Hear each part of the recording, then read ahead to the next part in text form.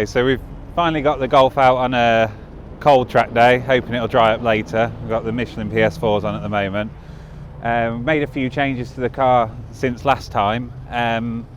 Not a huge amount, but some safety stuff, and we've changed the brakes, we've changed the coilovers to our R-Spec Nitron NTR 1s. So yeah, I'll run you through what we've done and talk about the coilovers quickly. So the Nitrons are basically what we run on our race cars. They are fine to use on the road. I use this on the road. They're certainly not as comfortable as the yellow speeds, but they perform slightly better on circuit. So as always, it's a trade-off.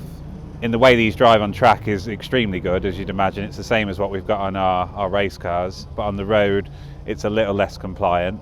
Aside from that, there's not really much differences chassis wise. Everything else has remained exactly the same. We got some AP brakes on. We actually got those because we had a customer. They are quite noisy on the road. The way the bells are designed and the way they float, you get a constant noise over any small bumps and stuff. And we had a customer that didn't like the noise, uses his car on the road the majority of the time, so he had the LSP kit and we fitted them for him, gave him some money and had the AP kit off him. So that's how the AP kit came about. The LSPs are perfect performance wise, but with these we can use the pads we use on our race cars. They fit straight in, so it was just a no-brainer for us really to change them, and it gave the customer a better road package that he can still use on track as well. Interior wise, so we've still got the Cobra Nagaro seats. Really like those. I've done probably 8 track days in this car now. They hold you in really well, but they're so nice on the road, and when you're getting in and out of the car, they're probably the best bucket seat for track and road use that we've used in the time we've been doing motorsport and track cars for customers. And we fitted them now with some Lifeline harnesses, and we've put an SW Motorsport half cage in with a seat delete. Safety wise, the grip the car has is ridiculous, so we really need some harnesses to just hold us in better, and we thought the half cage was a good idea to do as well. Power wise, so the car's now 360 horsepower, very safe, runs at 1.5 bar. We know the turbo can be pushed higher, but we're happy at that on track because the traction's still brilliant out of corners. There's no big boost spikes. It's been mapped extremely well by TI Motorsport. So yeah, they're the main changes that we've made to the car.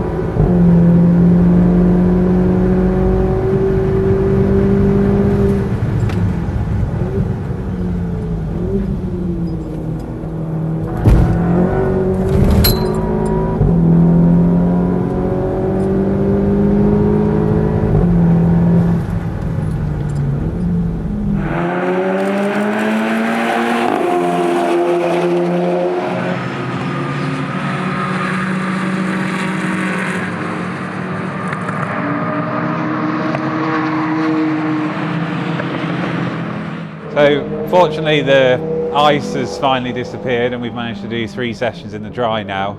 We've got our 18x10 Team Dynamics with a 265 Yokohama Area 52 on the front and 18x9 on the rear with a 235 Yokohama. That's kind of how we run this car in the dry and how we've been running it now. In the car we've got the VAD Pro screen, which does data logging, so we've been trying a few things on this. On the race cars we've had some fuel surge at certain circuits above a quarter of a tank. So the VAD Pro screen's been great because we can log on there, so we've got like the fuel pressure request versus the actual, and we can see the AFR and the boost and a few other things, and we can see the requests of what the car is asking for as well as the actuals. So rather than having to drive around with a laptop in your car like you do to log on VCDS, the VAD Pro screen's great for checking out your vitals and making sure there's no problems with the car after a session. We've also installed a Garmin Catalyst, pretty much everyone's go-to for track days at the moment. It's really good because we've done track days with RaceLogix in the past, and obviously you're not allowed to time, and the Garmin has a feature where you can hide the screen, so when you're driving around the screen's totally blank, but after it's still saved, you know, your data and your videos and everything else. So it's the perfect tool really for track days. You can't get in trouble for lap timing while you're out there and having your delta on and trying to push yourself over the limit by chasing your lap times, but at the same time it gives you everything after the session to look back on. And aside from that, we've just got a massive thank you to say to HPA Motorsport, who provided us with the turbo, the intercooler, downpipe and some other parts. It's made the car power-wise extremely good.